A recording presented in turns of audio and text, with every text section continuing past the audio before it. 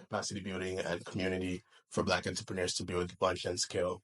Um, One of the things we've learned from supporting Black founders since we launched in 2021, um, with funding specifically, is the need to democratize the representation within the capital allocation space. So part of how we do that, or we're looking to do that, is to enable aspiring Black investors to really understand what it means to invest right from the start and getting into the nuances as well. We provide capital ourselves, so we're looking to bundle this learning experience with experiential learning opportunities. So a number of you actually applied for the aspiring investor track, and were invited for this. And a number of you as well have been selected to help us deploy our capital. So we're hoping this is a learning experience that translates into, I guess, more Black investors becoming professionals. And as part of the programming, we're also going to be launching soon some roles for people that sort of get to a certain level of experience and credibility, to be partnering with actual VC firms that are also doing similar work, to get work experience. So um, we ask that you please engage and also give us feedback as it relates to your perspective from a learning experience, and ways we can improve this and make it a success. And I would like to then introduce our newest member of the BFN team, who has joined us, I think, officially today as a program coordinator, Faiza Balogun. Please round of applause for her.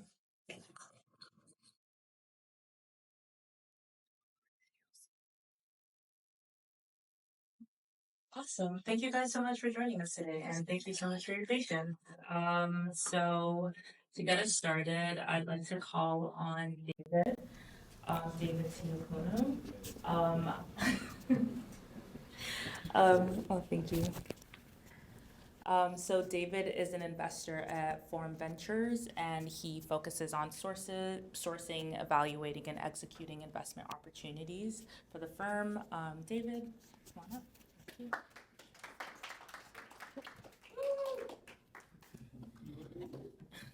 And following him, I'd like to call on Melissa Allen. She's a founding partner at Capital M Ventures and a venture partner and executive director at League of Innovators.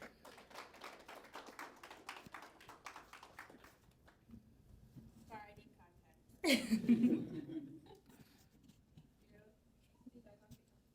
content. Okay, we can get started. Did you want to? I know it should be moved down. Yeah. Awesome. All right, we're gonna have a real conversation. Lovely. I'm ready. Awesome. Perfect. Amazing. So we're just going to start it off with a couple questions to gauge how they got started with investing, understanding like their thought processes around analyzing investments. And then towards the end of our conversation today, we're just going to open it up for questions. So yeah. Okay. So kicking us off, David, could you just briefly introduce yourself? Sure. Hey everybody, this is David Upani here, investor at Form. What I do at Form on a day-to-day basis is basically looking for the next best startup, the next Facebook, the next Microsoft, the next Apple. We do a lot of research, a lot of talking to founders, and a lot of quote-unquote due diligence to, kind of validate the investment we're about to make, and ideally, return our fund. So that's kind of what I do on a day-to-day basis. Outside of Forum, I'm actually part of a few not-for-profits, including Black VC, which is fairly similar to the work we're doing with Paposa, and a few other things. But yeah, that's kind of me in a nutshell. Oh wait, do I have mic? Okay, great. And you can hear me okay? Okay, wonderful. So my name is Melissa Allen, and the question was just introduce myself Tell us a little bit about you. Yeah. Okay. All right, so I was in the corporate world for a while. I've always been into finance in different forms because my mother, she's a financial advisor at Desjardins, and she's been one for she says 30 years, but it's been like 40 years. I think she's starting to mind and subtract years of experience. But anyways, oh no, this is being recorded. But anyways, and so I always had, I always was around finance and wealth building. And even though my mom was single, she was very much into leadership, personal development, wealth building, and community empowerment. And I guess I absorbed some of it. So when I decided I was done with like the traditional corporate world, I joined her at Desjardins, and we built up her book of business together to $50 million. And I always thought I was going to be at Desjardins forever and be a wealth manager forever, because it's once you have a good amount of traction, it's a pretty chill job. But I really missed the corporate world, so I decided that I really missed the tech world, because I worked at Google, I worked for some other tech companies, and I worked on the agency side. So I decided I wanted to combine working in tech and that fun, innovative atmosphere. I wanted to combine that with money and making money. And so I thought, what better way to do that than to angel invest and get into venture capital. And I was originally interested in venture capital, but back then, and when I say back then, this was literally in 2018, like it was not how it is now. And I'd love to hear your thoughts on that too. Nobody heard of venture capital unless you were in that tech industry. And even then, nobody even knew who any VCs were. It was a very closed industry, and back then in Toronto, they used to call it the black box of VC, meaning that it was like very mysterious and nobody knew how to open it and get into it. And so I just started reading everything I could on it. And then I started going networking events like I used to when I worked at Google, like tech networking events, and that's where I started to meet some VCs. And I eventually joined an accelerator that taught women in the professional world how to angel invest. And there's a whole story we could get into, but like a who the F did I marry type story about getting into VC and it turning from a dumpster fire into the greatest, most epic career move possible. But that through taking that accelerator, that's what gave me the base of knowledge to start being able to invest. And actually that's what sounds like Afosa and the BFN team you're building here, right, is a foundational educational program to teach investing. That way, instead of having to grind it out, suffer, and raise your own fund, you can go out there now and infiltrate billion-dollar funds, right? And be able to have decision-making power when it comes to allocating billions of dollars worth of capital. But anyways, that is my story. 2022 is when I actually started Capital M officially and joined League of Innovators as executive director. And I don't think this is official yet, but I did close Capital M Fund 1. So we are ready to invest. I can't believe I did it, $2 million. It's a Fund 1, a proof of concept fund, and my goodness, was that intense to raise in this atmosphere. And so I treated myself with a trip to Europe, and now I'm back. But anyway, so that's a little bit about me. There's so much more to unpack. And so we'll get into it. And again, I can't wait to hear from you as well. No, amazing. No, thank you so much, Melissa. I really appreciate that. Like David, I guess. No, he's like the straight path. I'm like, I'm chaos. And he's like, I just went to a really great school and then interned. He didn't even argue it.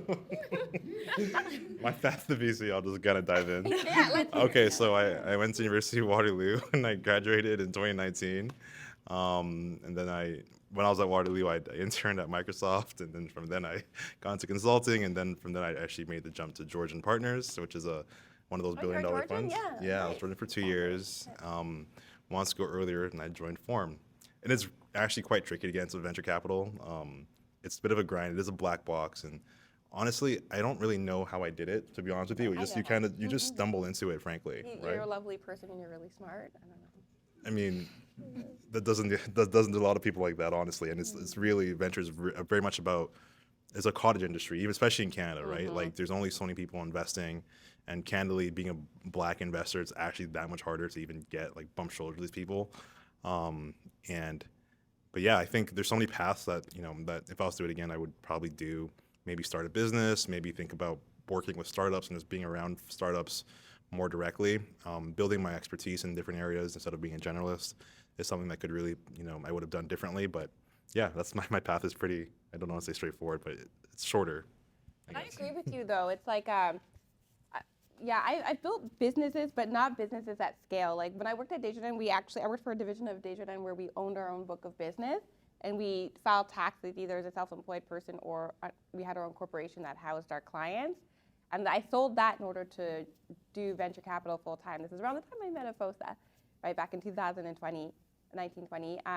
And like looking back, especially at all of you folks who are like much younger than me, if I were in my like 20s again, I would start a startup, start a business, like a scalable one. See how far and how I could take it before I have responsibilities, right? Like a husband and a mortgage, and it's true, it's true. You know, and get too used to benefits, healthcare benefits. I would do that and see where it takes me and really learn those skill sets. And that's part of the reason why when Ryan Holmes, who's the founder of Hootsuite and the founder of League of Innovators, when he approached me about taking over as executive director at League of Innovators, the reason why I said yes instead of just focusing on Capital M for the first fund is because I'm like, I need that operator, like solid leadership operator experience, right? Like I need that to be able to run a fund. And I think, and it slowed down the Fund 1 process, but I still made it across the finish line. But it's been invaluable, like leading a team of 10, being responsible for everything, fundraising millions of dollars for that organization. Yeah. But you can still do it, you're still young. Yeah. I feel like being a founder is something that, being a founder, especially as a prerequisite to being a venture capitalist, is something that can't go understated because it's so hard to build a business. It's not the same as working at a business. Like imagine having to take something from 0 to, to 1 to 5 to 10 to 100. Like I can't even like do that at my job. Like making like you have to build the product, you have to sell it, you have to hire, you got to deal with people leaving, you got to deal with people when it breaks. All the learnings there are so unique to being a founder that when you become a venture capitalist, you can quickly identify businesses and quickly identify opportunities that are going to work. I know these aren't even the questions. We're just talking right now. No. But This is why it's great to be friends on a panel. yeah, seriously. But yeah, I'll pass it back before I get in trouble. No. I love this. I love how like organic it's kind of working. But I guess you guys both talked about like the VC space being a black box, and like, could you just elaborate a little bit about what that means and like how you guys managed to uncover this black box, quote unquote? Okay. Yeah, so I love that we're both on this panel because we both have two very different experiences and they're both at opposite ends of the spectrum. I think that's fantastic. So I think my mic works. Yeah.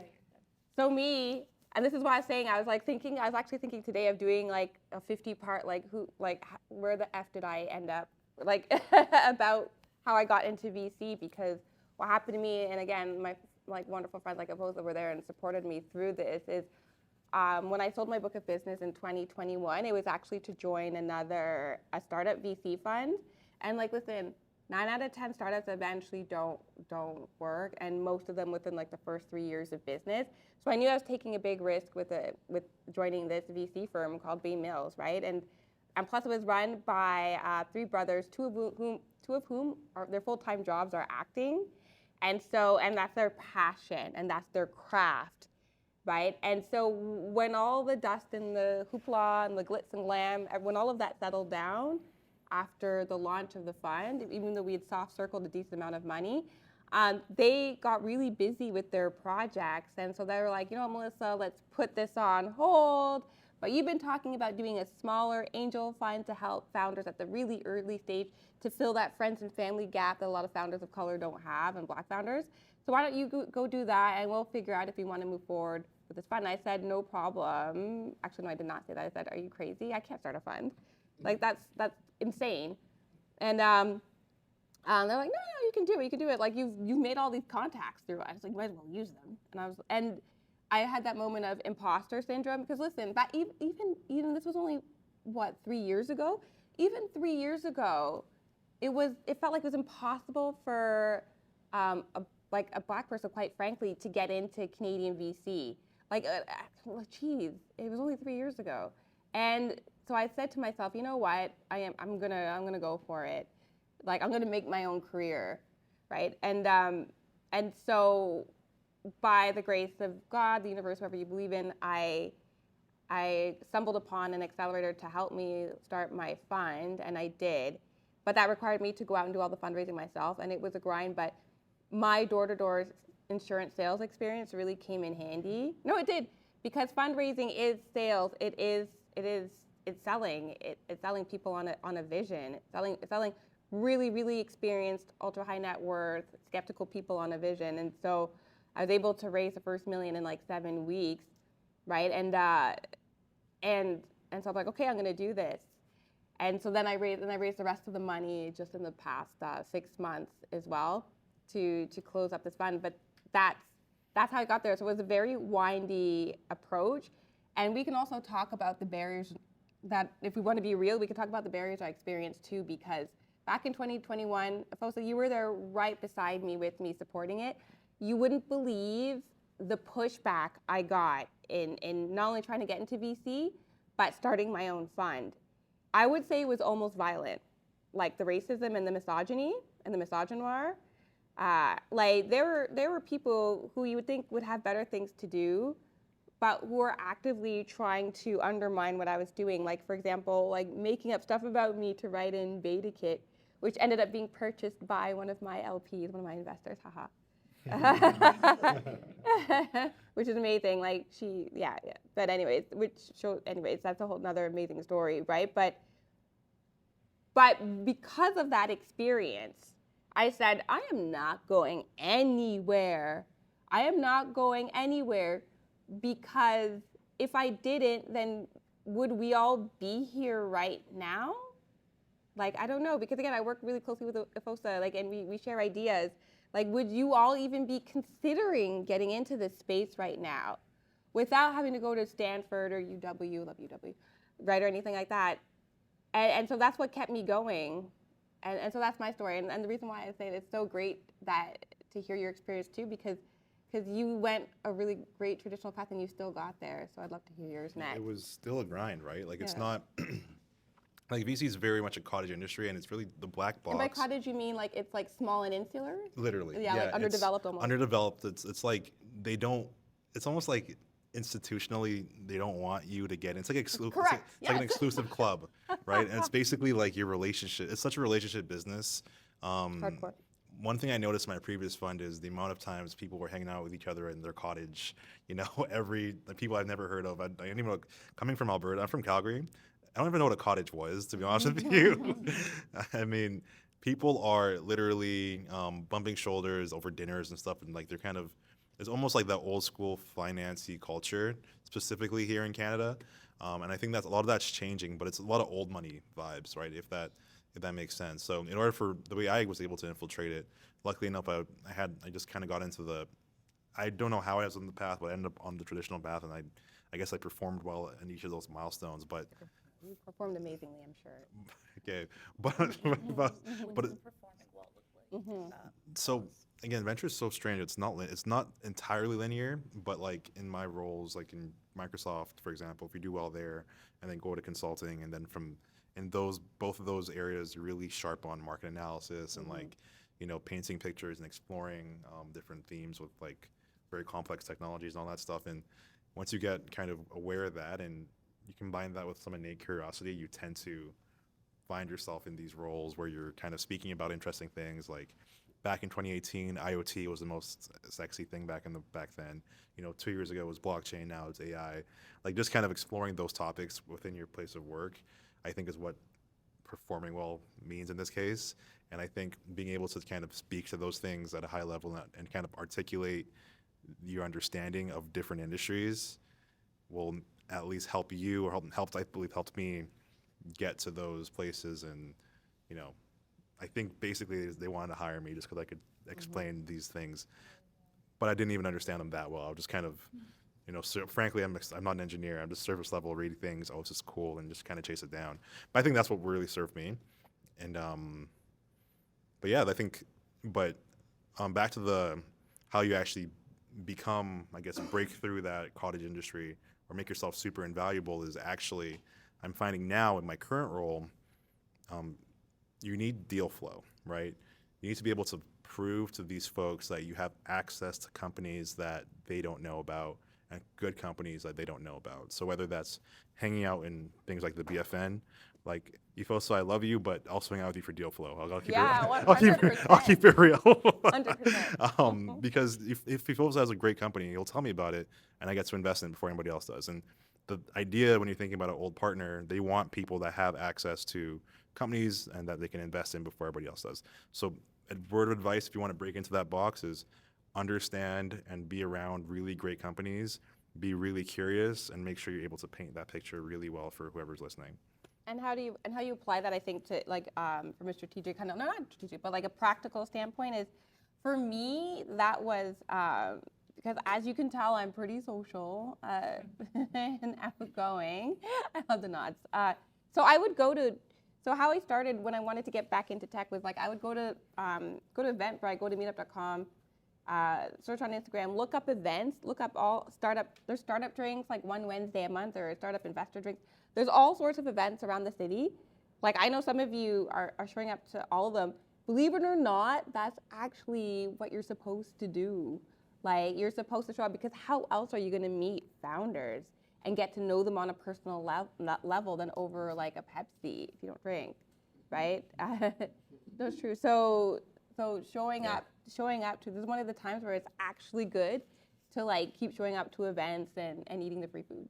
And the thing is also being at the early stages, like if you're thinking seed, pre-seed, even some Series A companies, that is fundamentally, that's the advantage you can get into those industries. If you have that network, like Bokar at my firm, he's a partner, a black partner. Yeah. He didn't have the traditional.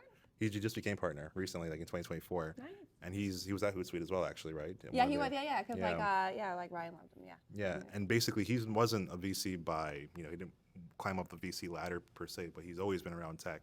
He's always been, smart, always been like learning, and I guess he communicated to the right people, and he ended up at Form, and goes to show, right? So I think especially in the early stage, if you're looking at later stage, that's when you're probably looking more at the more traditional, like even my path. I ended up at a growth fund. Georgian, for those who don't know, is actually more of a private equity style growth equity fund. Yeah. They do like $25 to $75 billion at a time in investing. So you're looking at like a Series B, which is hardly a startup at that point, to be honest with you.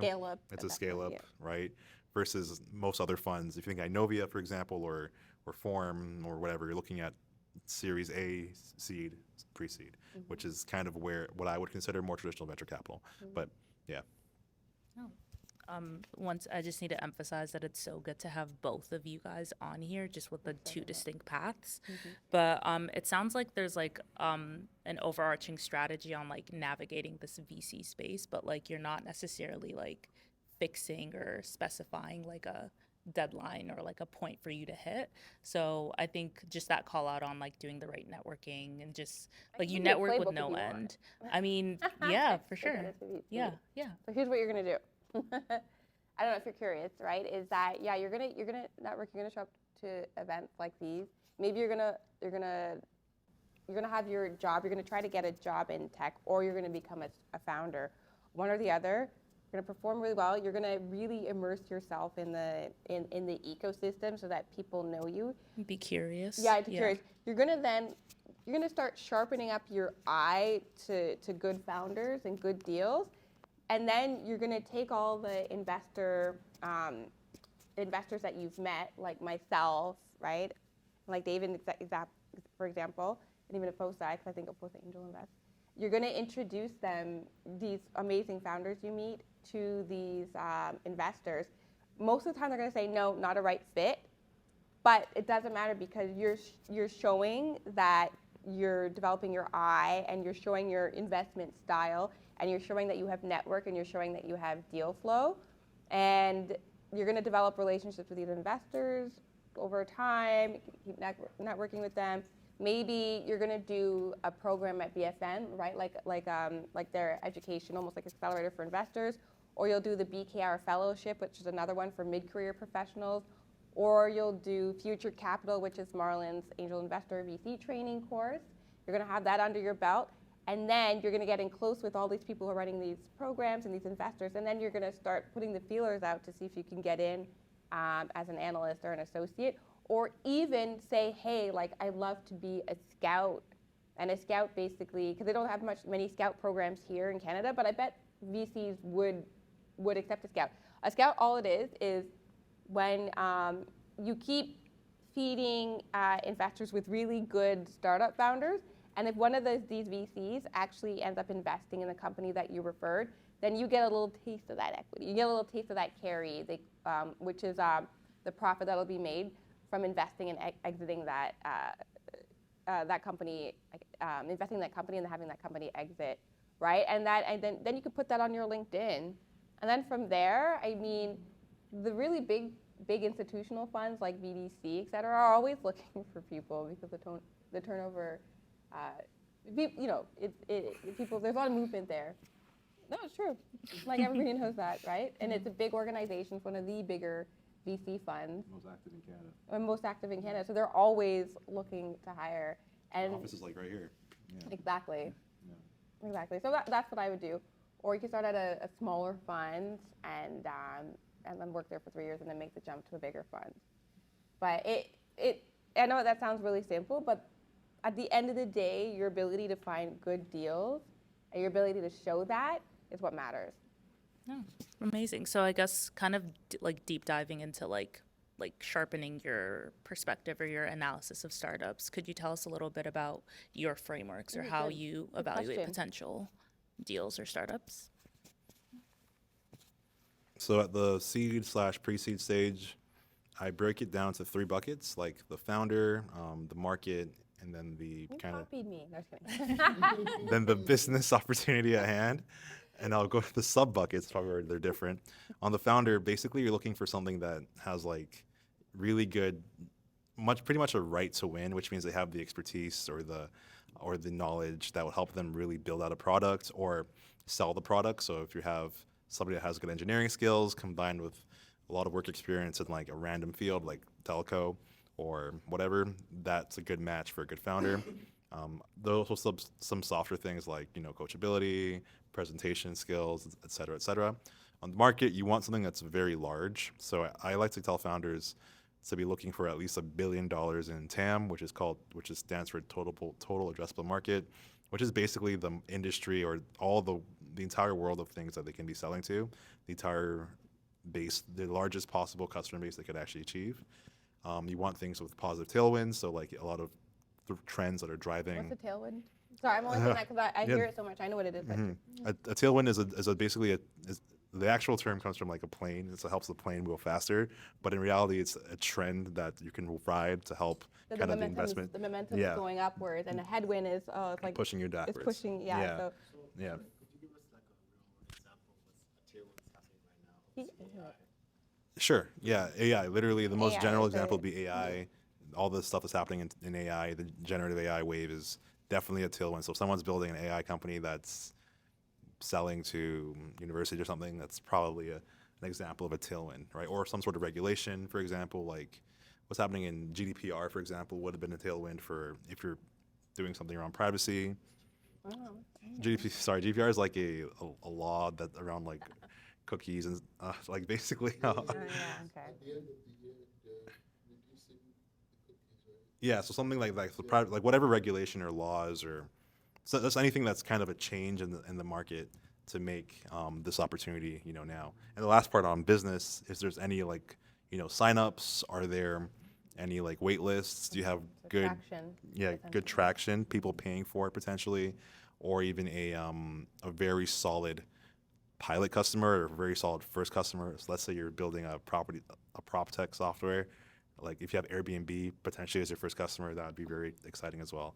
So that's kind of like my framework. I don't know. Just with the tailwind thing, how do you see past like the hype, the overly hyped? You know what? Sometimes you don't. Sometimes it depends on when you're investing. You want to ride the hype. You want to be there before the hype. A lot of times, right?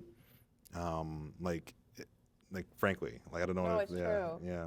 I know. I honestly like this goes back to even just like the basics of fundamental like investing through fundamentals in the public markets is like, and this is why it was kind of a blessing that it was a blessing for me that it got hard to fundraise because number one, that moved a lot of people out of the industry that were starting funds,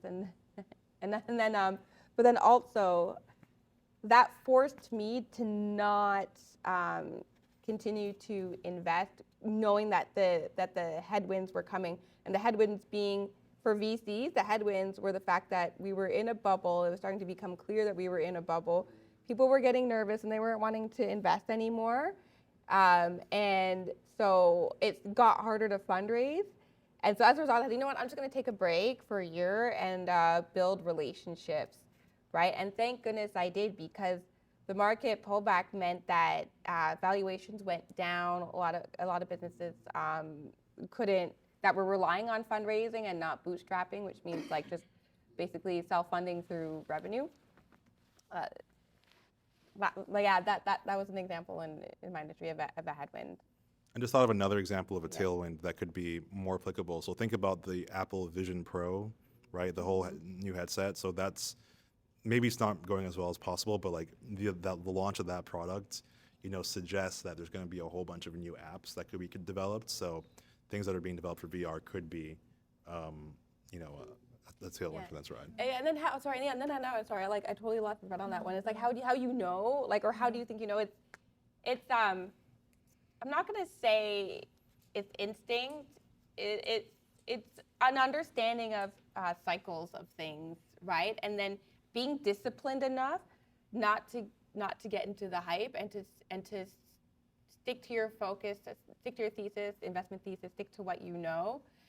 Because I totally confess, I got caught up in a hype cycle and invested in something that I wouldn't have invested in otherwise. And it looked really great, and it's actually a really great product, but unfortunately, it was at the peak of that cycle. Right. That's time. Yeah, and now that founder is on the struggle bus. Could you tell us? On the struggle bus. Could you tell us about that cycle, like just like? Oh yeah, it's like just like the Web3 blockchain cycle, right? Like it's super cyclical. Blockchain is very cyclical, and I knew it and I felt it, but the FOMO can be really real sometimes, and I'm glad I learned that lesson early, is to listen to myself when I'm like, no, everything's a little bit too hypey and too glitzy, right? And valuations are a little bit too high. Right. Like, Melissa, you know that this is potentially a bubble. Like take a step back. And I didn't listen to myself, right? And then when the bubble burst, I was like, darn. But I'm glad I learned that lesson once.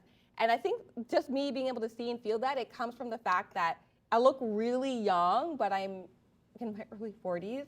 And so I've made my money in boom bust cycles before. And in 2008, like I poured all my money into bank stocks when they were a third of their value. And then because I knew that Canadian bank stocks were fine, it was the American banks that were in trouble. And then they recovered, I cashed out, and I was able to buy a duplex in Toronto, right? Like I know how to play these, but that one time I veered off of my thesis and veered off like what I know through experience is when I burned myself. And so you're gonna develop that over time in your investment career, and then you're gonna be tempted all the time to veer off track, all the time. AI, like large, like all sorts of things, and you're gonna have to be true to yourself and be disciplined, and sometimes even take the criticism at the time, to stay true to what you know, what you invested in, what you believe in, because honestly, that always works. Like at least it does for me. And when I don't follow that, like I get burned in my own investing and in other investing. I think as a professional investor, we have the luxury of spending time learning things and researching it. So I don't know how to actually advise people that are not spending all their days like talking to like experts or like researchers. Well, this is why I say that. Yeah. You have to really love it. You really have to love it. This is not a casual 9-to-5 career, or it really truly. Absolutely not. It's a vocation and a calling. So you have to really love it to become any kind of money manager, because there's so much studying and understanding that has to happen. Otherwise, get a platform job. We could talk about that in a fund, or let professionals manage your money and build your wealth by being an entrepreneur. And by platform job at a VC fund, it means basically a non-investing job. So if you want to be in HR marketing, if you want to work with the founders, it's almost like in a consultant role, et cetera.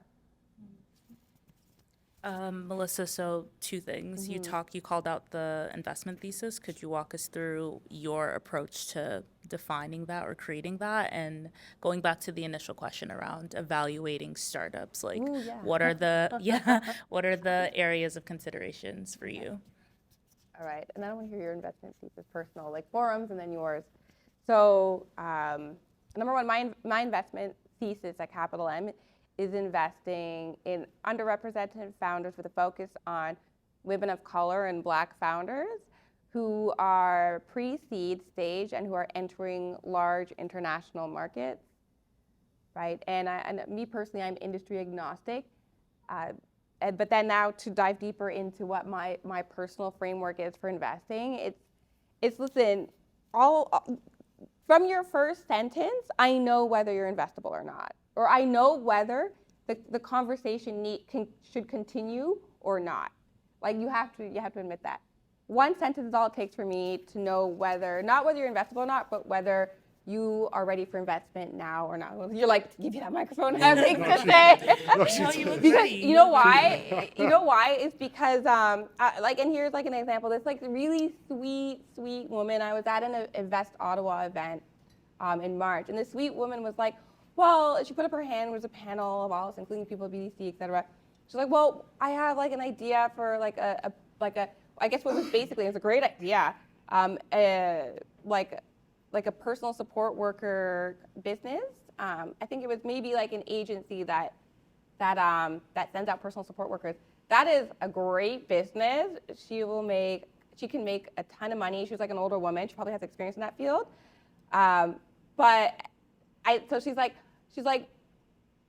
what did she say again? She's like, how do I know that my business is good for VC? Because I gave the stat that 5% of businesses are venture backable, and out of those 5%, like a tiny fraction, like 100 of that are actually going to get investment. And she's like, how do I know if this business is venture backable? I'm like, I just have one question for you, ma'am. Can you see your business getting to $100 million in revenue? Like that's it for me. Yeah, That's it for me. Because $100 million in revenue means that if you're not a unicorn, you will be soon, right?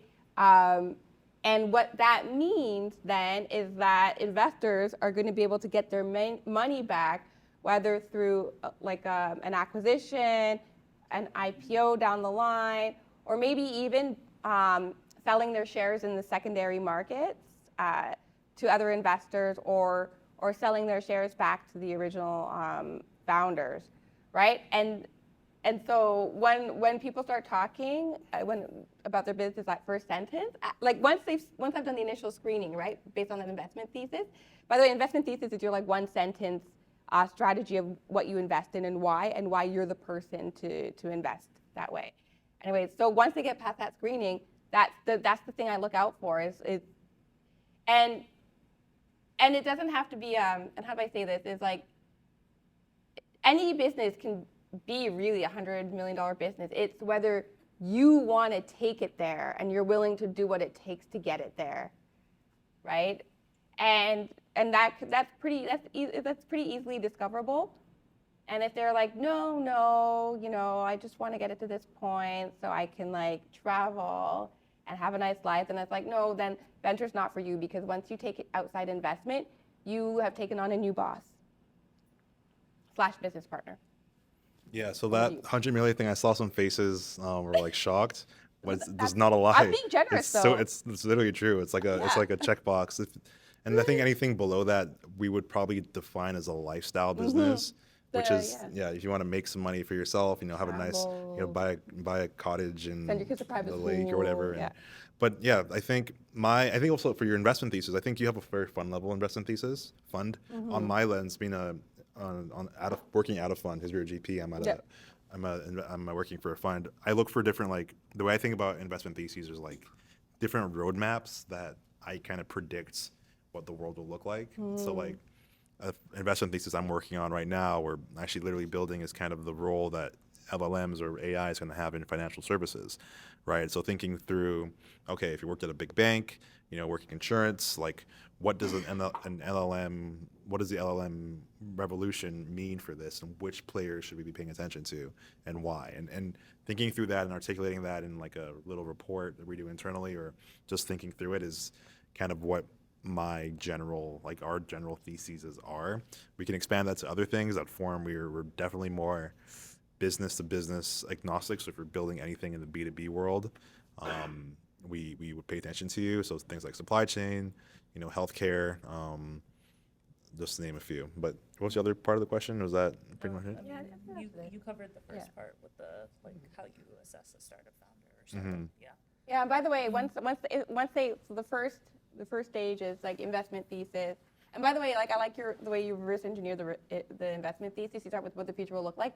For me, it's quite frankly, I have a stat where I have the stat with the top 25 exits in Canada, and out of those 25 companies, out of the 40 founders in those 25 companies, only 8 of them were underrepresented, so women or a person of color.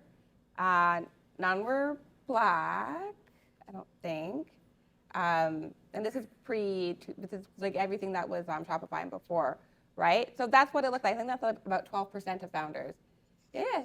And I guess the only one I can think of is potentially Flutterwave, but I don't think they've exited yet. No, they haven't exited yet. So Exactly. I don't know if they're Canadian. I don't know if they're Canadian either. But that's exactly it. Yeah. It's coming. So the thesis Yeah. is, that was back then. That was when everybody was listening to the Tragically Hipper, and Celine Dion. Who are we listening to now? Whether we like it or not, we're listening to Drake, like Justin Bieber, The Weeknd, right? And I think that's where Canadian entrepreneurship is going. Like, bless the Tragically Hip. They were awesome. They did great things for Canadian music. But the future are the Drakes, the Weeknds, the Justin Biebers, the Alessia Caras, the Jessie Reyes's, right? And that's what the next unicorns and zebras, so like $500 million companies, are going to look like. And so we should be investing in them now, because if we don't, they're going to go to the States, and American investors are going to invest in them, right? Because that is what happened in music. Yeah. So you're gonna love this comment, but I don't think I've even told you this. But I was doing a talk at Yale last year, and they were talking about like investing in the future economy, and the future economy is Black and brown, right? It is.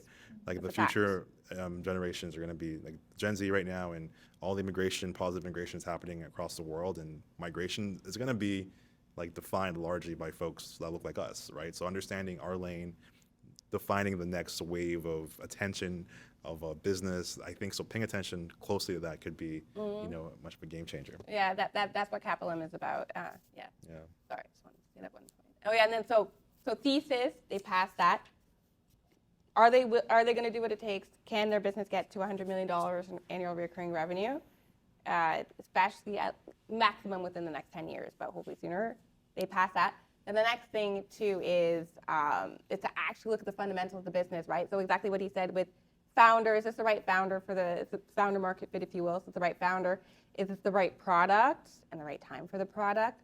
And is this market big enough? You were really kind of generous when you said $1 billion. It has to be at least $1 billion market. I'm like, no, 30 billion now for me. It has to be a really big market, because if not, you're gonna cap how much you're gonna be able to grow. Like, think about the math. If you're 10% of $1 billion business, if you get 10% of that market, you're at $100 million in revenue, right? Which is super ambitious to say you own 10% of the business. So if you own 1% of $100 or $10 billion business, that's the same $100 million outcome. Good math. So. Yeah, exactly. But then that's it. No, thank you.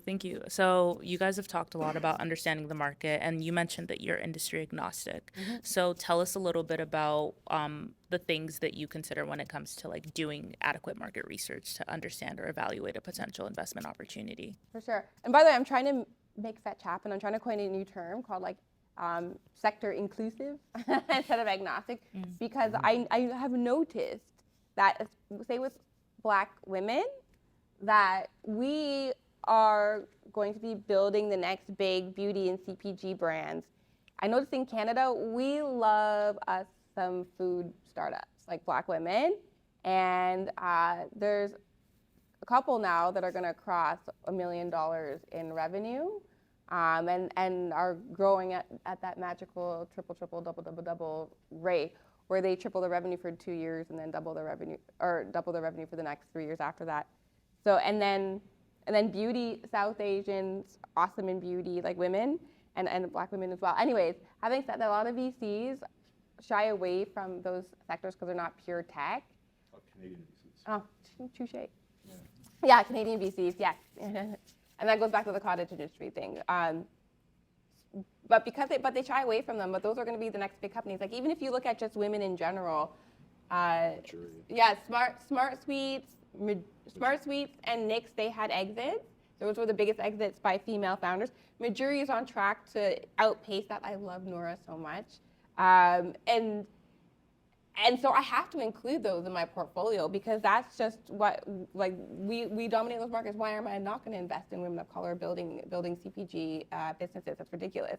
So that's why I say sector inclusive, because and I've seen it with other VC funds that are diverse focused in Canada, if I shut out those businesses, then am I really supporting highly scalable Black innovation, for example?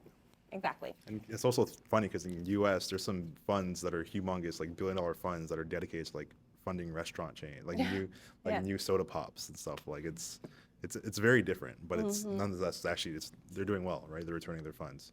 But yeah.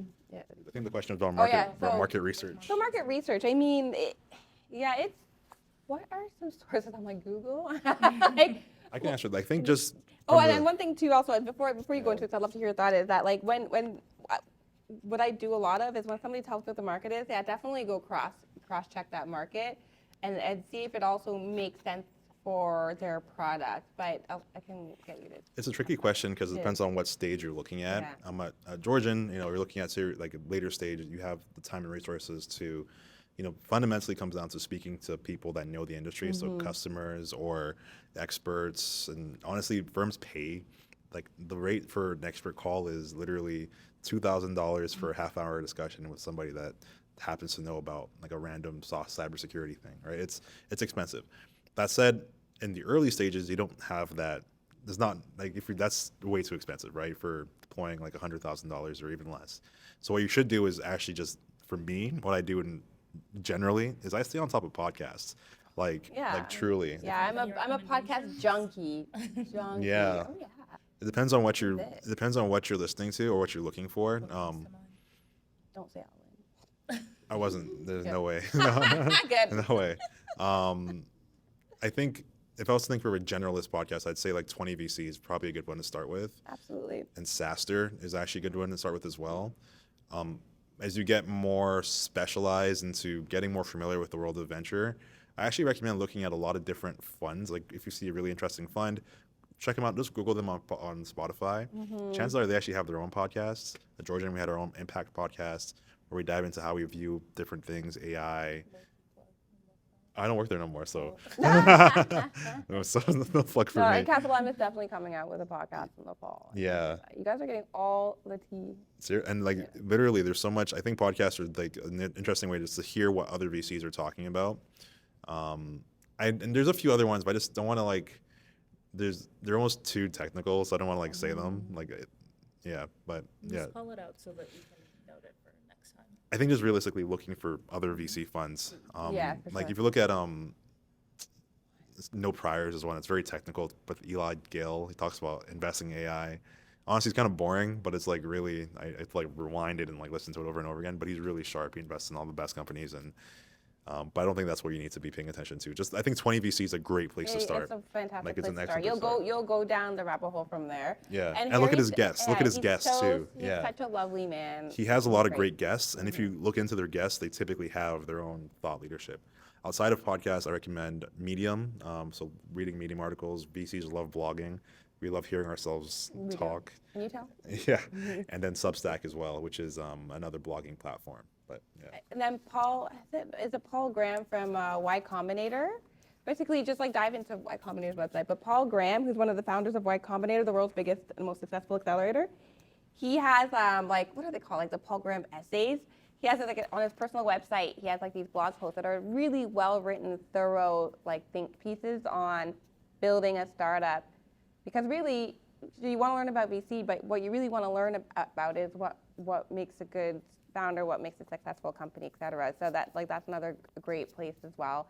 And then in terms of just market in general, I mean, that information is out there, right? If you want to find out how large a market size is, or you want to learn more about it, it's Googleable. But really immersing yourself in the information by consuming that content, like that goes a long way, and it's kind of required, I would even say. As far as bonus work, I would recommend if you have time and you're just really keen to get smart, listen to a bunch of podcasts and then or do some research and just try to write out what you've learned into your own little blog, and then keep it for yourself and read it out later. But I think that I actually do that, so it helps me think through like different roadmaps and different investment opportunities. That's actually a great idea, because I'm like, oh, what content should I do for like Capital M or for mine, for social media? I'm like, oh, it's great, like recapping. Like what I read this week type of thing. And Oh, dang, thanks. No, thank you. We love that. And there was a lot that we wanted to cover today, but I really like the flow of this conversation. Okay, but like if you want to, I'm just like making sure that we have that. No, no, for do sure. all of it. I guess before we open it up to like the audience, I just wanted to hear both of your perspectives on your due diligence processes. Just kind of give us a general overview and possibly give us an example of something that you've invested in the past, like how you kind of went about conducting due diligence. I think DD's due diligence is very there's two sides to it. Like there's like proper like financial, like legal, all that stuff. And fundamentally, you don't need to do that unless you're at a major fund like my previous fund. But the due diligence I do now is largely given based on research. So you do a lot of customer calls again, a lot of actual reference checks. So you'll see, if you talk to the actual customer, like literally if a company has 3 customers, you actually speak to them and say, hey, why are you using this? Like, what is this? I think a deal I'm doing right now, it's based in Regina. It's actually an interesting concept. They had a business before and they're transitioning to like a more software-based business. So we're speaking to people that were customers of their previous business to really isolate the core like rationale for their purchasing of the software, right? Or them using it. And like really capturing that and getting all of our understanding of this market together to package and share with Bocar, right? I have to go tell my boss, the partners, this is why we think this is a good investment, and kind of highlighting all those different aspects because of XYZ, finding a lot of validating points for your market hypothesis is basically how I do a lot of my due diligence. That's not legal or financial, all that stuff. But I don't know if that's what you're looking for. And for sure, and like to his point too, that financial, legal, Product. even product, like all of that stuff, like you can do that. It's really straightforward, right? Like this is how big the market is. This is how much they're growing. I think this is possible. They have all their articles of incorporations. These things are in the process of being patented and trademarked. These aren't, right? There's just IP risk. There isn't. Like there's some pretty standard textbook stuff. But in the early stage, the pre-seed stage, the most important due diligence you're going to do is on the founder and who the founder is, and if they're legit, like they are who they say they are, and they're good people. They're good people who are going to work hard and do this. And this is why, and like nobody gets it right. But when you get it right, you get it wonderfully right. And so in terms of like the founder diligence, I was at another event that was having a panel, and somebody from Omer's Ventures said that what he and he's like a partner of Omer's Ventures, and what he said he likes to do is like, what did he call it something catchy, like non-diligence. And basically that's just taking the founder out for dinner, for a Pepsi, or for a game of tennis, or for a run, or for a game of pool or bowling, spending time with the investor. This is why I love working at League of Innovators and running it, because the companies I'm investing now, I've seen like the good, the bad, the ugly, and how they've reacted to all of it. And I've been able to see in a dynamic where I'm not the one with the money, I'm in a supportive role, like encouraging them along. I've seen how well they take feedback. And when I say how well they take feedback, they know which of my advice is garbage and which is actually like good for them. Because sometimes I'll say stuff that probably doesn't work for them. Like, and they'll take it and then they'll execute it and then they're actually advancing and doing well, right? And I see how they interact with other people, how other people talk about them. I see that they're starting to hit milestones just on their own without any, with even a limited budget or no budget at all, right? Like how they talk to people, like everything, like all this even nuanced stuff, like even I would say, how do they treat how do their co-founders get along? Like that's really important because a lot of times I've come across like even founders who actually don't get along, but they fundraise anyways. They make it all look nice and pretty. This happens so much. And then literally less than a year after closing their round, there's a founder breakup and they either shut down the company or one founder leaves and it's a whole mess, right? But the signs were there. The signs were there. And so it's basically you're doing like a deep dive on a person, and that's super important. And do the best you can. You can't always get it right, but this is where, again, having a well-honed sense of intuition and gut and making the effort of actually asking is really important. And by the way, funny anecdote as well, not funny because I feel bad, to my friend. She like I was like kind of talking to her about angel investing. This is like maybe in 2020, and she went rogue on me and decided to do an angel investment on her own. So her and her husband invested $7,000 in this business, and then she called me. She's like, I don't think it's doing well. And I'm like, oh well, did you see their financials before? Because she's telling me that it's not going well. She's like, so didn't you see like the trend? And she's like, no, the founder said that only people who actually invest get to see the financials, like they're the books. And I was like, and I'm like, well, why didn't you push? Like, no, why didn't you ask me? And she's like, oh, and I could tell the reason why she didn't ask me is out of pride. But ask those tough questions, even if it makes you uncomfortable, right? Because especially when you're managing other people's money, you have a responsibility to do as much research and as deep research as possible. Thank you so much, Melissa. I want to open up the floor to questions. Does anyone have any initial questions based off? Yeah. Can everyone hear me, by the way? So I use the mic. Yeah. So I think through your discussion, the key word I heard was performance. I heard performance a couple of times, right? And I know you brought up some stats that 99%, I don't know what it was, 10% of ventures fail. So as a venture capitalist investor, how do you judge your success, right? Because 9 out of 10 of the businesses you're going to invest in are going to fail, right? And if you see something failing, I mean, you're hurt by it, right? You're like, sure. Man, I want you to do well, but, you know? So I just wanted to know, like, how do you measure your success? How do you measure your milestones? Like, what makes you know, okay, I'm doing the right thing, or I'm investing in the right thing, and my investment thesis actually works? Because sometimes your investment thesis can be wrong, right? Like you can not be on the right track, right? So just wanted to know, how you guys measure your own success. This is so good. I think for me, I have so myself and my venture partner Brian Duarte. Some of you might know him. Like we modeled out what success looked like for me, and to the grand scheme of things, if you zoom out, like success for a fund to be in the top 25% of all funds in North America, you need to deliver a 3x return in 10 years. And so I modeled out that for my fund size and check size, what kind of hits do I need, right?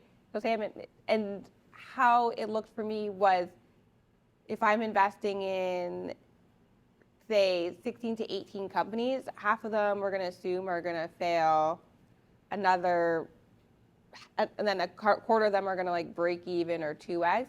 But really, what I need is what do I need? I need 2 25x returns essentially, right? And then like half will fail, and then the other quarter will break even a little bit more. We'll do 3x, 5x, and then like 2 25x returns. And so I'm constantly doing and redoing that math in my head and thinking about that with every founder I look at investing in. And then that's honestly, that's my baseline of success. That's what I'm going for as an absolute minimum. And so then that goes back to making sure that my investments do have that market size to be able to deliver that kind of return. Because it's really hard.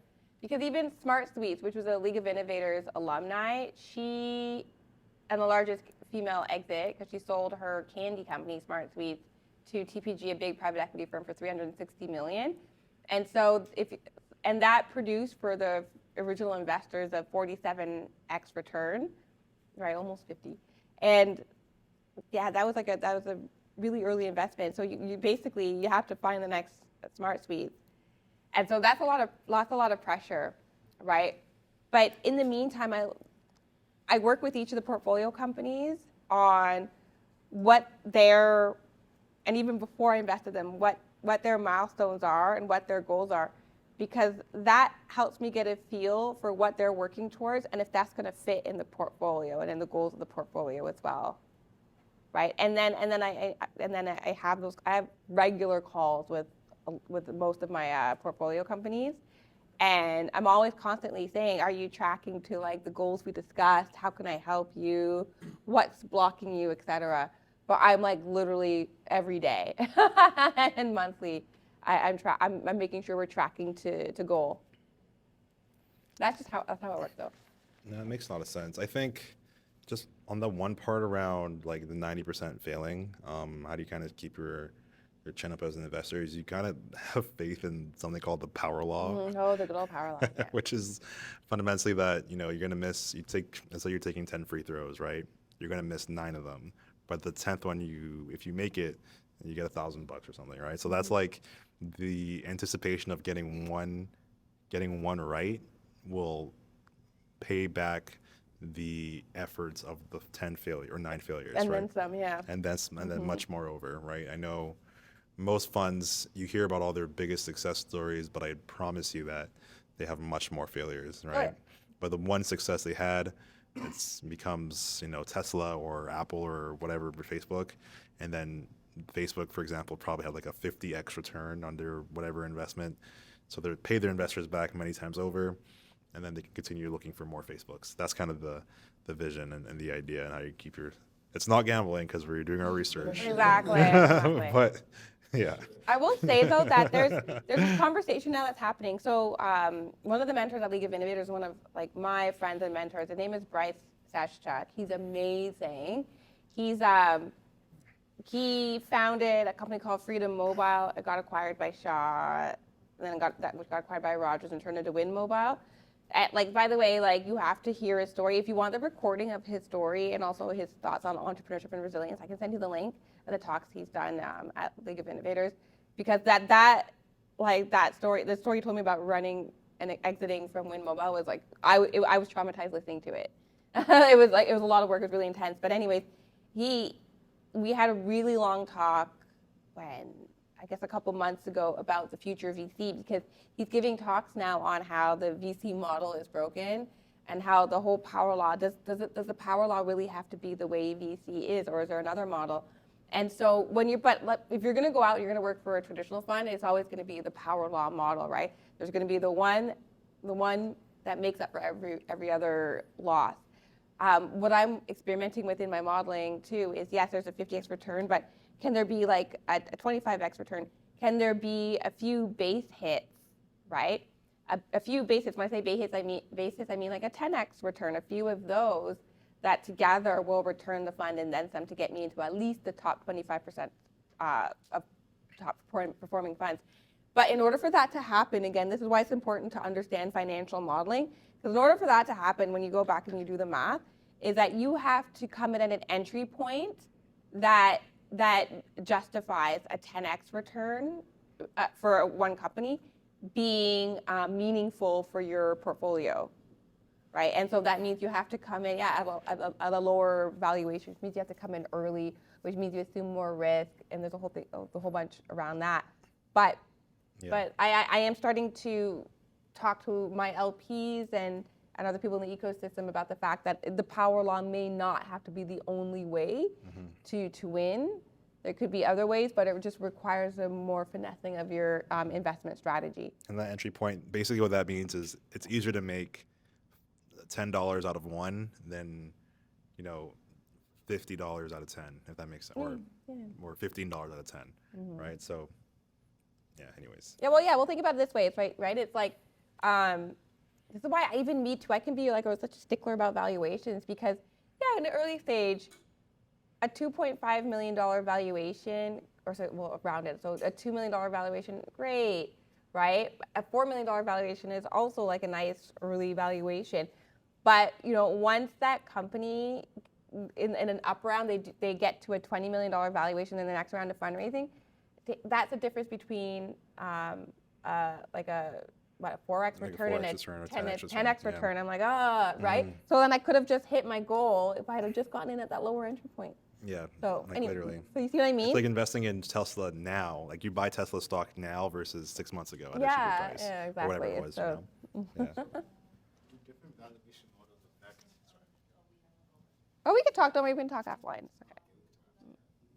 My question is going to be really quick. So now you mentioned earlier that, for example, if Lorenzo is my guy, right, and I then introduce you as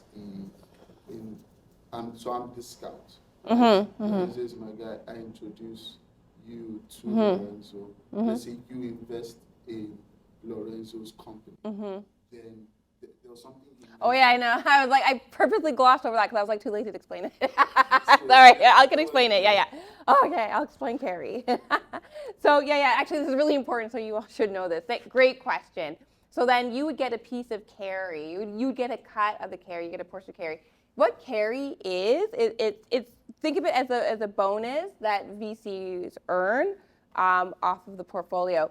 So there's something called 2 and 20, or it can be like 3 and 30, but say 2 and 20. So when you say you have a $100 million fund, right? The management fee is 2% a year, and that goes to pay for overhead, like Dave's salary, for example, because he's expensive, right? And it's like dinners and things like that, right? That's what the management fee pays for. But then the 20 of that 2 and 20, that's what it's called. That's the carry, and the 20, that's 20%. That means over and above a certain hurdle rate, like that's preset. Anything over and above that target hurdle rate, which is the target internal rate of return, anything over that, the general partners get 20% of that. So basically, they get 20% of the profit over and above a certain internal rate of return. So, for example, if this fund is returned, if the hurdle rate that's been predefined and is written in the limited partnership agreement is like 10%, right, an internal rate of return, but the internal rate of return actually turns out to be 20%, see, they made 10% more than that hurdle. That means that the general partners, so the founders of the fund, they get 20% of that 10%. And then you will get your proportionate amount of whatever was invested in Lorenzo. So as a scout, yeah. So I think, as a scout, so basically profit sharing. Yeah. We get Thank you. Yes, profit sharing. That's exactly what it is. But it's like it is increased. Everything she said was correct, but it took me forever to. Sorry. Even while I was working in VC, I was like, I don't really get it. But it's fundamentally, you give me $100 to invest. I invest it. I make $200. I give you your initial $100 back, and I've made you $100. Hurdle rates and all that stuff, sure, that exists, but Yeah, whatever. the core premises of the extra $100 in profit we've made, I, David, the investor, keep $20 of that $100. That's my reward or That's bonus. my reward. And if you scale it up to billions of dollars, that's also scales proportionally. And that's probably where most VC actually make their money, is from that profit sharing model. Totally. So Yeah. that's why we really want to return the funds. So like return the fund, and everything beyond that is money in our pockets. Exactly. Why Yeah. do more people not scouts if that? We don't have So- a developed. Oh, go ahead. Yeah, so scouts are actually a relatively new thing, actually. Yeah, like, they are, since- especially in Canada. They're basically almost like non-existent. There's like no proper scout program. No. Where basically, States, if though. you bring me a deal, I will say, hey, this deal is going to do well. Here's how, if it does well, you get X percentage of ownership in that company and of the carry of that company. So let's say, So you actually get equity, or you get financial bonus? You I would would get. call it a financial. I would depends on how it's structured, Yeah, but I would think exactly. it's actually equity. It's ownership of the company you brought in. So let's say you bring in a company, you get Yeah. like 0.0 what percentage of ownership in that company. Assuming that company does well, when it's all paid out, you get your share. Don't worry about too much about scouts. Like I think Yeah. be a scout, but proper scouting programs aren't like A really a thing in Canada. So, yeah, exactly. You Yeah. can be like an unofficial scout by developing relationships Yeah. with VCs and continually introducing them to startups. But yeah, but Or you- look into an American Scout program. Yeah, Like Lightspeed exactly. Ventures has one, but yeah. All right, so I've got a question on a bit what you touched on milestones and maybe going away from the power law and maybe participating a little bit earlier. I just want to understand what that kind of looks like in commitment, equity, and return. How what's the earliest that you usually would go? I guess you're on a portfolio level, and you're more on the recommendation. What's the earliest you would go on a milestone and say, okay, yeah, I think I know what you're saying. yeah, and how So- much equity would you be requiring from that specific point? Yeah, let me see if let me try to answer it. See, because I think I know what you're asking. I think I know what you want to ask, right? And so, like the earliest stage I'd invest in. I mean, if I really, there's a tale of two companies. Okay, there's a CPG company I loved so much. I angel invested in it, but because it's CPG, I'm like, I'm not investing in you until you have a decent 6 figures of revenue, right? Because like people. That's what's great about CPG companies. They're buying the buying the product without a paid like advertising spend, without acquiring customers through like paid Instagram ads. That's amazing, right? So then that's basically like a product market fit to me. And so like I invested, but it's still early stage, right? So when it's pre-seed, in Canada, you're going to want to invest in pre-seed at like under a $5 million valuation. Oh my gosh, I'm going to open up a can of worms.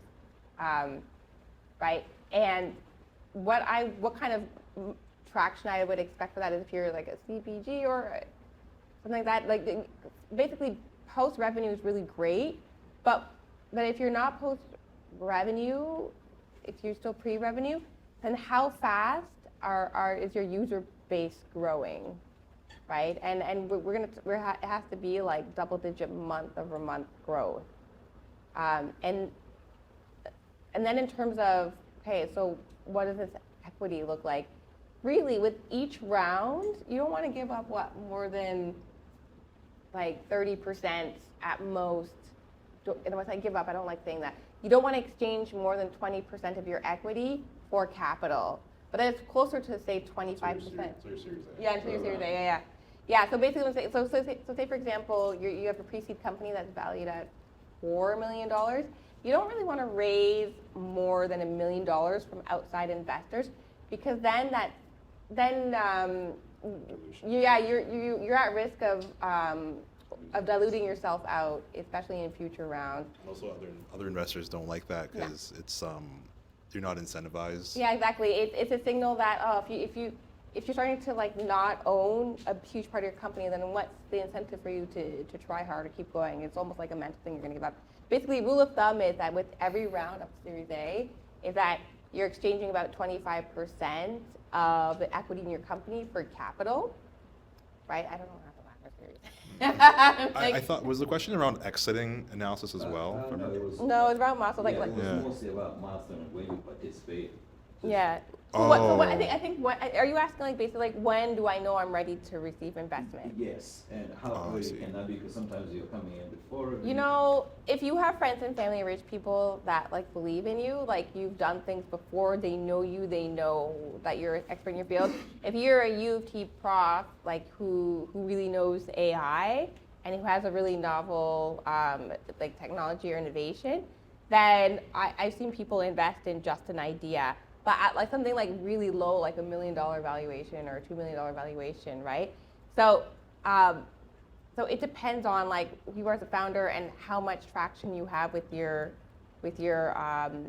project. But friends and family round, like, yeah, it could just be people call it friends, family, and fools because they're just investing in an idea, and that's like the most risky, right? But say from official investors like angels and VCs. you're going to want to have like a working prototype and some validation. And how would you define validation? Yeah, I think milestones are always tricky because folks, Exactly. I feel like people want to lean on them as a checklist to get funding. And the reality is there's a soft checklist, but there's really not. Like I'm talking to companies. One of the companies I've invested in I've seen being invested in, literally raised $5 million without any idea. Granted, he was without any products or just an idea. Granted, he was a surfer bro with long hair and whatever, but he could wow an investor. But fundamentally, if you have the right background, you can tell that story. That's what you need. I think most people should be looking for a path to product market fit and how credible that path is. So if you can prove to me, hey, I've spoken to 1,000 potential customers and they're basically ready to sign and pay for this, but I can't build it without money. So pay up, like invest in me and I'll build this out and you get a piece. Like technically you have no revenue, but I believe you as an investor that, there's actually going to be revenue here. There's a path to revenue, product market fit, and that might not even hit, but that's going to be, kind of prove to us that you'll get. I always tell this to people: when you're in the early stages, you're selling a promise, right? You're fundamentally promising the investor that's going to happen. When you get to anything past Series A, Series B, you're diving on your performance. So you're looking at like your SaaS metrics, your NDR, et cetera, et cetera. But really focus on that narrative, the story, and the path to product market fit. Just one more question after this one. Anyone on this side? Just on, thank you, really appreciate all your insights. Just on the selling a story, selling a promise. I'm a public speaking coach and I work with the DMZ, Black Entrepreneurship Alliance, Nobelum and so forth, hopefully BFN soon. But the story piece, and you mentioned being able to do presentation skills as you're doing pitches. What I wanted to find out from you both is how often are you seeing great deliveries and presentation skills at the pre-seed stage? And do you see differences between white founders, Surfer Bro, and black founders? Oh, good question. Here we go. Here we go. So I'll just start off the bat by saying, so another great thing about running League of Innovators is I see a few hundred pitches a year, right? And I get to see, and we have like and we partner with BFN, and we have like our Black Youth Entrepreneurship Program as well. So I'm going to start off the bat by saying that it doesn't matter what color the founder is, that everybody is just as capable of building a great startup or a great company. It does not matter what color you are. Now, where the break happens is the fact that white founders have traditionally had more access to resources. And those resources include things like pitch coaching or knowing where to go to get pitch coaching, right? Like League of Innovators is a charity. It's completely free. And yet, I was telling this to some folks in leadership at some of our funders, saying like, and yet we consistently get some of the most privileged kids of all ethnicities in Canada in our programs. And the reason why is because they know how to find us. They know how to find us, and they know how to find resources like us. And then they have the confidence to then apply to join our programs. And then now they're just welcomed into this amazing community where now they get access to myself and my team. There's 10 of us. They're like, Melissa, on Slack, Melissa, can I have half an hour for you to look at my pitch? And I'm like, why didn't you talk to the program manager? Why do you the executive director? Why? Right? Because they have the balls to do that, or the cajon, right? No.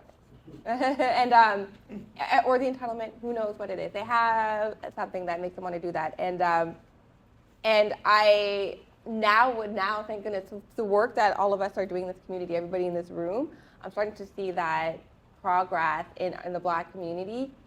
But Ben, this is why I say for Black founders, if you're a founder and you're Black, go do an accelerator program, because I almost call it like finishing school for founders. It'll give you that edge, it'll give you that polish, and you'll have people who are actually paid to help you really nail your pitch. Everybody can be a good public speaker. Everybody can deliver a solid pitch. It's all about how much coaching and training and feedback and implementation of the feedback you get. And so I still see a difference in the pitches. But I feel like it's my duty as part of the community, though, to take the time and to give that feedback and to not let that impact whether I'm going to invest or not.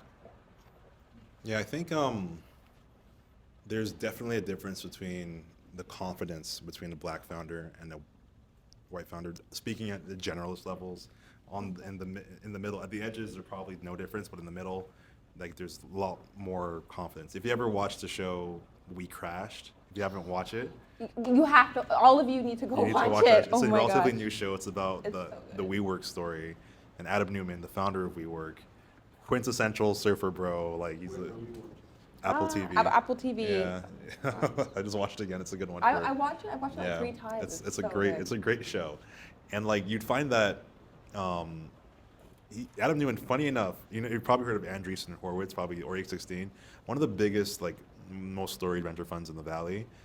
Their biggest check. So we crashed. We worked. They lost all this money. Lost $64 billion. Right, crazy amount of money. All because this guy's a great pitcher. Andreessen Horowitz's biggest check ever was to this guy's next company. Let that sink in. $300 million check. And these guys invested in Coinbase, invested in some great stuff. Their biggest check ever was into this guy because of his amazing pitching. He lost $64 billion. Let that sink in. Anyways, I'm getting triggered because it's Yeah, I know, crazy. same. But fundamentally, I find that being able to pitch, a lot of folks are probably thinking your Dragon's Den or Shark Tank pitch, right? And preparing for that presentation. But I find that on a more day-to-day basis, in my role, I'm actually having conversations with people. I'm interrupting them when they're discussing their businesses to me. Is being able to speak confidently, inside and out about their business, kind of selling, again, the promise and being able to validate with data. Doesn't really matter if you're a gregarious speaker or like a more analytical speaker or anything like that, or speaking in general, as long as you're clear and confident and you can back it up with data. I think that is kind of what you need, right? And frankly, being a black founder, working and talking to black or white investors, you may not be able to build the same rapport, whether you know it or not. A lot of white investors, no shade towards any race, but the elite, there's bit of an elitist 100%. mentality, particularly in venture 100%. capitalists. Yeah. It's quite strange because they're just employees. Founders are actually the ones doing all the real work. Yep. But when you speak to them, be aware that there's going to be a bit of an elitist mentality, and just kind of be on your game, have your data ready, have your points set up, and be ready for them to ghost you effectively. But don't let that knock you down, because a lot of investing is, old boys club still, and just keep your confidence and the grind and the grit will get you there. Exactly, and I will say that it's double the complex and nuance when you're a black female who's pitching, and I know this because I pitched investors too to raise my fund, and it was wild out there, like the amount of meltdowns I've had after I've gotten off of a call, because I was talked to a certain way, or even just like the mannerisms, the dismissiveness. It's really rough. Sometimes condescending. So condescending. And patronizing. Yeah. It's bad. It's so bad.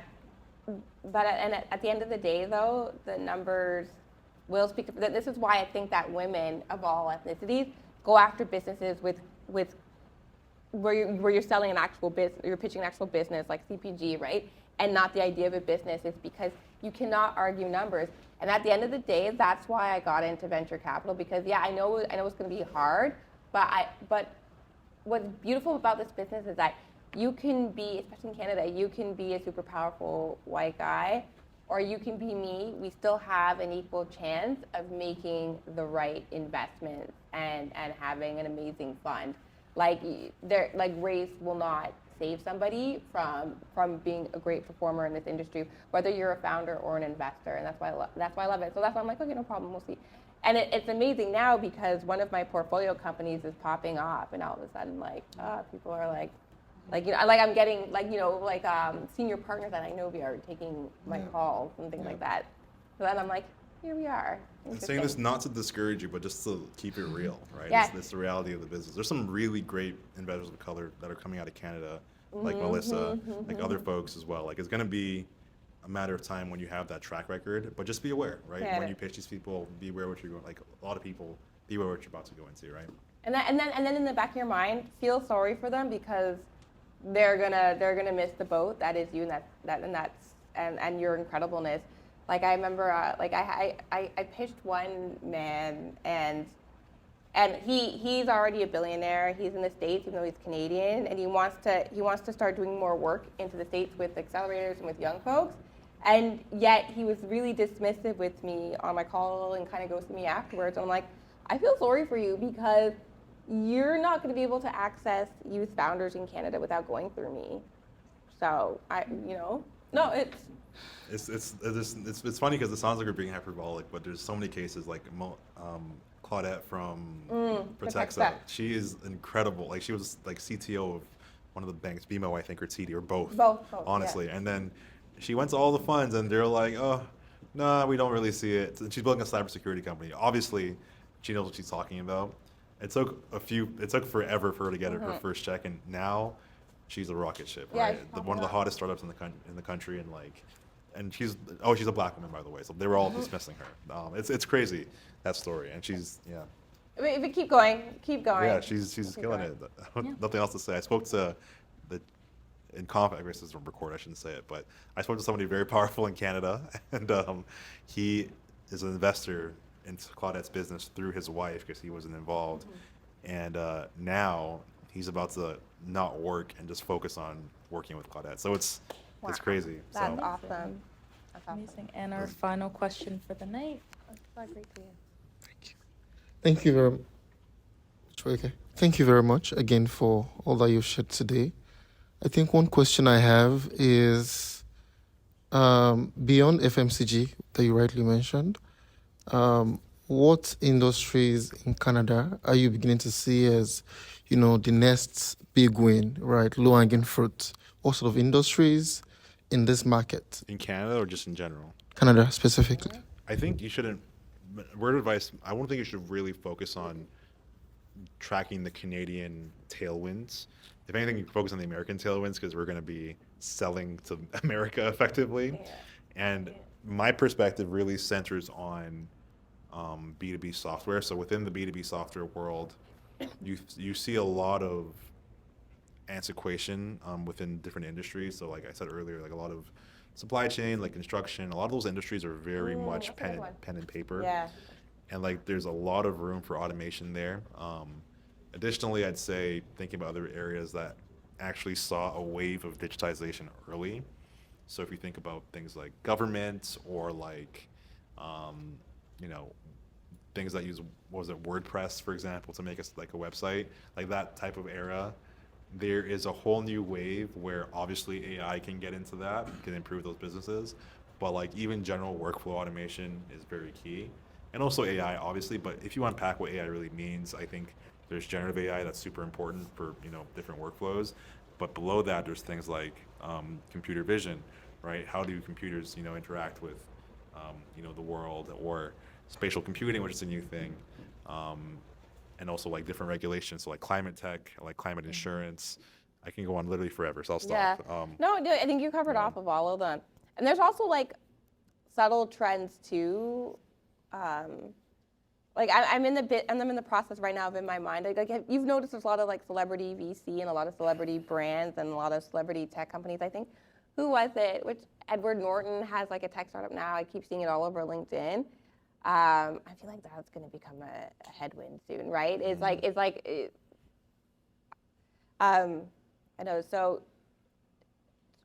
and another big trend, yeah. And I don't want to slam celebrity like tech, but watch out for trends like that. And what else was I saying? At the same time, a huge trend, and this will last for as long as interest rates are going up and not being cut, is the fact that the sooner you can get your business to cash flow, the better. Like in Canada, these are the startups that are getting funded faster than I've ever seen, right? And so I'll think of one, Kaylee. She's written about it. Kaylee, she's a white woman and she's like really pretty and young. But I knew, pardon? We were both in that company, right? Yeah. So I knew she was going to pop off, and I met her before anybody. I met her before anybody. But I did. She wasn't even raising. She was like 8 months away from raising. But she was telling me, so she worked on her startup for a year with her partners, at least a year, maybe 18 months, with her founders, in stealth mode. She quit. They were all working full-time jobs and then quit after like a year and worked on it. And they got to like about $40,000 in monthly reoccurring revenue, like monthly recurring revenue. And she was telling me this because we had a call. I'm like, oh boy, like you're gonna do well. And yeah, and she raised in like a month. We invested in her company. Yeah. So. Yeah, I love Kaylee. Yeah, she's amazing. I love her so much. And but I know what made her hot was the fact that they bootstrapped themselves to $40,000 in monthly reoccurring revenue, and that was it was bootstrapped. Like, and the market is so huge of what she's doing, and she was the one that led fundraising. And honestly, when you're in a position like that, when you can be selective about which investors come into your fund, like she's like, I saw her. That I'm seeing more and more of that. Like these kind of companies are the ones that are getting funded. But like she worked her butt off in stealth for like 18 months before that with her founders to get it there. Like that is the perfect Canadian startup according to Canadian VCs, in my opinion. One last thing that I remembered that was super useful for while you're thinking about your thesis and all that stuff and researching and tailwinds is whenever you see a big trend, and it kind of answers the question about watching trends, a good way to actually ride the trend without actually exposing yourself to all the risk is investing or paying attention to the picks and shovels. Oh, yeah. And what that term really means is in a gold rush, the people that make all the money aren't the people digging for gold. It's the people that sell picks and shovels. People that are selling the tools that enable the trend chasers to actually chase the trend. Right now, NVIDIA is literally a perfect example of that pick and shovel company. And I'm very salty about NVIDIA because I've been saying this pick and shovel thing for like 18 months and I haven't put a dime in NVIDIA. And it just keeps going. It just keeps going up. Now it's too late, but anyway, well, maybe it's not. But that's one thing only. Pick and shovels, any trend you're looking at, that's a great way to think about investing. Yeah, I call them foundational companies that other companies build their houses on top of. Thank you so much. And that is a wrap for today. They were amazing. So that's pretty much it for tonight. Feel free to grab some more food, network. Our panelists are here. I know you probably have a lot more questions, but yeah.